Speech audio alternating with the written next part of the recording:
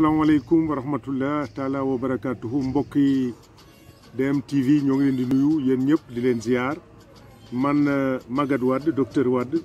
di ancien fonctionnaire de la Banque africaine de développement bi nga xam ne maa fa yoroon lépp lu jëm ci communication ak kaddu banque bi nekk léegi maire Ngaye Mékhé depuis 2014 maa ngi leen di nuyu di leen ziar di bëggee nag invitation bii ngeen ma defal pour ñu mën a waxtaan ci développement waxtaan ci politique waxtaan ci mairie bi mais waxtaan aussi ci liy jëmale sunu dëkk bi sunu réew mi ak sunu Afrique yi kanam. monsieur le maire ci maire bi la ñuy tàmbale ak doxalinu Covid bi ñu gis ni état am na yu mu jotoon def jox ko commune yi ngir ñu jox ko askan wi yow ci sa wàll naka nga jàppale sa askan ko waaw xam nga Covid bi moom li ñu ci jàngat mooy dafa ñëw période bi nga xam ni addina bi dafa demoon ba yaakaar ni fi mu ne dara tëwatu ko ndax booba réew yi am nañ doole seet bi li ñuy wax recherche saytu bi am na doole xam-xam am na doole feebar bi ni këtt ni jon daal di lëmbe askan wi ñu wax nag ni ñi mu ci gënoon a laal mooy réew yi nga xam ne ñoo ëppoon doole bi mu leen laalee itam ñooñu xaw a jaaxle parce que ku dem ba nga xam ne dafa nañ dara teewutul lu leen defar nit defar ak ruu nga dem ba masque boo xam ne yaa ngi koy def ci sa bakkan di muuru sax amoo ko nga xam ni kon foofu lëmb na àddina bi mu ko defee itam Sénégal mënu woon a rëcc d'autant que ñi nga xam ni seen xel ñoo gën a màcc ci affaire feebar bi wax nañ ni feebar bu ñu deful ndànk Afrique lay gën a wesaaroo kon sunu gouvernement ak suñu autorité sanitaire ci njiitalu président de la république Macky Sall jël ay matuwaay yu mat sëkk yoo xam ne nag dafa niroog matuwaay yi nga xam moom leen jël ci àddina bi yëpp boole ci wax ñu nan la ñu mën a fagaroo mooy toog bañ a dox lu bari bañ a génn lu bari di raxas say loxo di bañ a sëqat baa ngay tëfli ci mbedd yi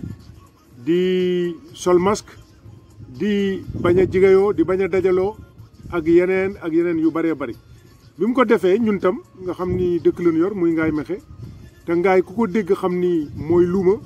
dëkk yi gën a mag ci Kajoor la dëkk yi gën a mag Sénégal luuma yi gën a mag ci Sénégal Ngaye Mékhé la nekk ñu nekk ci position bi nga xam ne moo gën a central ni ko tubaab yi di waxee mooy position bi gën a géostratégique ci Sénégal ndax ñaar fukki kilomètres moo nu xajale ak géej gi boo jëmee Jogo ñoo ngi ci diggante yoon bi nga xam ne boo jógee Ndar jëm Dakar baa nga jógee Dakar jëm Ndar fa la nekk ñu nekk ci téeméeri kilomètres ci Touba nekk fanweeri kilomètres ñaar fukki kilomètres ak juróom ci Tivaouane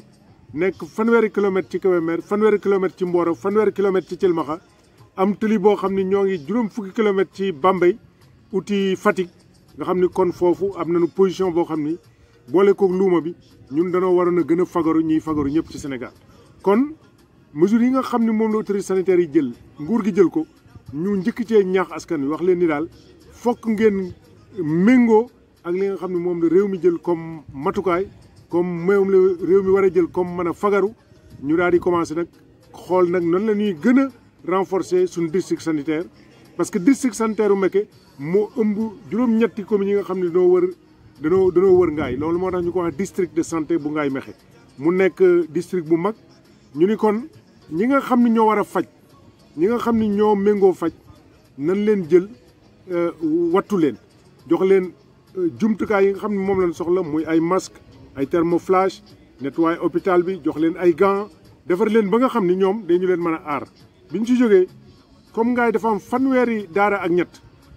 ñu ni nañ leen aar ndongo yi parce que ndongo yi bu ñuy génn di yalwaani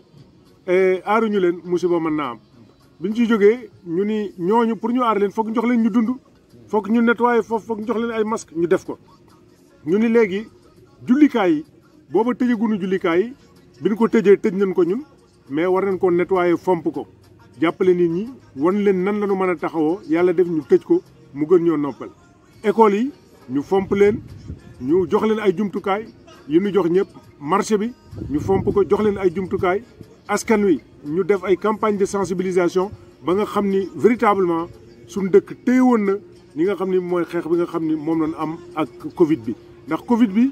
ni ñu koy waxee guerre la et guerre nag mën ngaa am ay bataille mën nga ko gañe mën ngaa ñàkk ay bataille waaye guerre moom li am maanaa gañe ko rek mais bi ñu demee ba ci digg bi mu am ay relâchement quand même parce que am na ñu fa gaañu woon ci feebar bi ñu ko waxee askan wi moom ñu ni la leen rey du feebar bi ñu commencé di laam-laamee feebar bi am na ak amul ba loolu bi nga xamante ni communication bi na amoon globalement ci réew mi aussi mënul woon a tontu ci askan wi li mu xalaatoon ni feebar bi di ko laam-laamee am na ak amul taxoon na mu am ay relâchement également mais fi mu ne fii ñoo ngi sant yàlla ndax école bi tijji na ci ni anam yi ñu ko bëggee woon jox nañ leen jumtukaay yi ñu soxla woon def nañu li nga xam ne moo war ci mbedd yi ba nga xam ne ku nekk di nga mën a raxas sa loxo sol ay gants sol ay masque di moytu rajo yi def ay communication ba fi mu ne nii wax nañ leen ni xeex bi nag du xeexu ñetti fan du xeexu benn weer du xeexu ñaari weer xeex guerre lu gudd la xamoo kañ lay sotti kon loolu daal def nañ ko ci Ngaye Mékhé def nañ ko ci taxawaay bi nga xam moom lañ taxaw ànd ci ak tegtal yi nga xam ne moom la ministère de la santé tegtal nguur gi tegtal ko organisation mondiale de la santé tegtal ko ñu méngoo kon ak xeex ni jamono di xeexe Covid bi ñu ànd ceeg ñoom xeex ko. wax tey Covid boobu de ci domaine boobu ngeen ko tey est-ce que li nga xamante ni état warloo na ko ak yéen dugal na ko ci. waaw bi nu nee bërët Covid bi xam nga dafa xaw a bett àddina xaw ñu bett ñun xaaruñu état bi parce que ñun ñoo war a njëkk a saytu état bi askan wi ñun ñoo war a njëkk a xeex Covid bi pour mu bañ a dugg suñu dëkk kon bi ne bërët nga xam ni état bi tam dafa mel ni dañ ko xaw a bett jumtukaay matul ñun xaaruñu dañoo jël suñu xaalis su commune dem jënd suñuy jumtukaay notamment ay thermoflash gants yi masques yi détergents yi ba aar hôpital bi ba pare tasanteeg état bi di ñëw wax nañ ni li ëpp ci li nga xam ne dugg na fa loo xam ne ñun ñoo ko xeex feebar bi ñun ñoo ko génneel soit ay doomi Ngaye soit maire ci boppam soit commune bi ñu def ko état bi soog a ñëw nag pour appuyer ñu mais li fa ëpp moom ñoo ko def conseil départemental sax xaaruñu ko ndax collège yi ak lycée yi nga xam ni moom ci responsabilité am la nekk ñun xaaruñu leen dañ ni mënoo di saytu loxo nijoor di bàyyi loxo càmmoñ parce que loxo yi boo leen boolewaatee feebar bi day wesaarewaat ñëpp feebar kon lépp loo xam ni mën nañ ko ci aar askan wi xeex feebar bi ci dëkk bi def nañ ko ci suñu jumtukaayu bopp ak suñu kartanu bopp muy kartanu dëkk bi. nekk un pays émergent suñu bëggee avancer suñu bëggee bokk ci dëkk yi nga xam ne day raw fokk ñu développer culture tabax dëkk yomb na defarum réew yomb na mais defar bopp nit moo gën a jafe. parce que mën nga ni j'ai tel programme am naa investissement yi dinaa def lii mais nit ki est-ce que mën nga ni yow durant tel temps dinaa soppi bopp Sénégalais yi ba nekk ay nit ñu discipliné ay nit ñu correct ay nit ñoo xam ne des patriotes. Les Sénégalais ne sont pas suffisamment patriotes. Ils n'ont pas un nationalisme aussi bien exacerbé que nous le verrons au Nigeria, qu'en Tunisie, au Rwanda, en Côte d'Ivoire, etc. Sénégalais, nous avons un drapeau bizarre. Ils ne s'arrêtent pas quand le drapeau se lève. Il faut que l'on développe, que l'on inculque un sens de la responsabilité et de la nationalité et du patriotisme à l'ensemble des Sénégalais pour que nous menions notre destin en main, construire notre pays et enlever tout ce qui est tard, commençant, chacun commence par soi-même. kon tey su ma déggee sa wax problème érosion côtière bi maanaam fi ñu toog nii waxtaan la laaj. waxtaan bu yaatu ak audit xoolaat ko. parce que déjà yu gis léegi Sénégal ku ñëw rek ñu jox la ci booru géej nga xam. non ku la ko jox su fekkente ne dañ la koo jox noo xam ni c'est dans les normes édictées par textes yi ak règlements yi ak lois yi loolu kenn mënu ci dara. parce que réew dafa am ay textes ak règlement bu ñu la ko joxee ci loolu yow li si sa yoon nekku ci c'est normal mais bu fekkente ni da ngaa jalgati yoon dem tabax mais boobu infraction dañ la war a sanctionner il faut qu'on sanctionne il faut qu'on apprenne à sanctionner également il faut que les Sénégalais acceptent la sanction positive en récompense comme la sanction négative comme blâme et punition mais mënoo ni man li ma bëgg rek laay def kenn du ma sanctionner donc dafa laaj ñu toogaat xoolaat ko am ci waxtaan bu yaatu restructurer waat l'organisation qui gère ces questions-là xoolaat les lois et les règlements textes yi nga xam ne ñoo ko régir s'il le faut ñu nettoyer textes yi xoolaat ko ba mu conforme ak fa nu jëm mënoo defar un pays émergent ba pare li ngay def di nekk loo xam day yàq li nga xam ni moo lay pousser vers l'émergence donc voilà les questions fondamentales loolu man mooy sama gis-gis discipline rigueur net toilettage des textes consensus et une grande consultation. est-ce que aussi itam ñun du li Serigne Cheikh Tidiane Sy waxoon mooy li ndax absence des valeurs.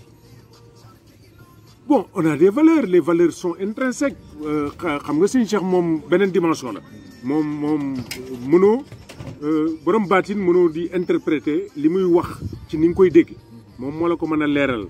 mais man ci sama xam-xam bu gàtt am nañu ay valeurs yoo xam ni mooy les valeurs de l'homo sénégalensis qui sont des cultures diverses d'une richesse culturelle inouïe mais l'indiscipline xëy na peut-être moom mënta egg ci xam nga Serigne moom du qualifié mais man mën naa ni indiscipline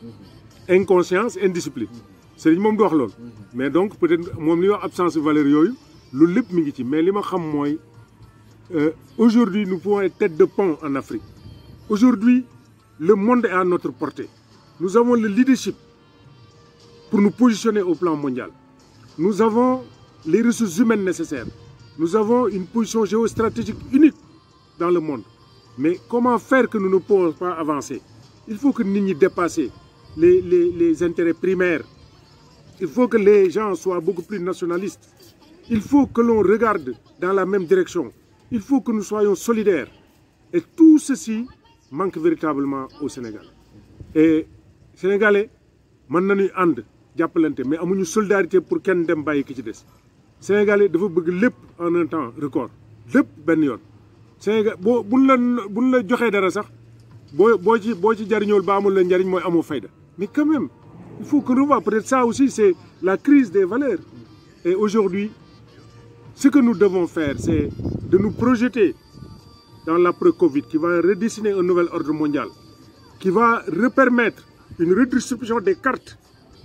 yi nga xam ne mooy gérer l'économie mondiale et en ce moment-là ñun war noo mën a ñëw taxaw ñu ni Sénégal ngi nii ay responsable exécutif mi ngi nii ay nitam mi ngi nii fii la jëm lii la am ñu ñuy déglu nag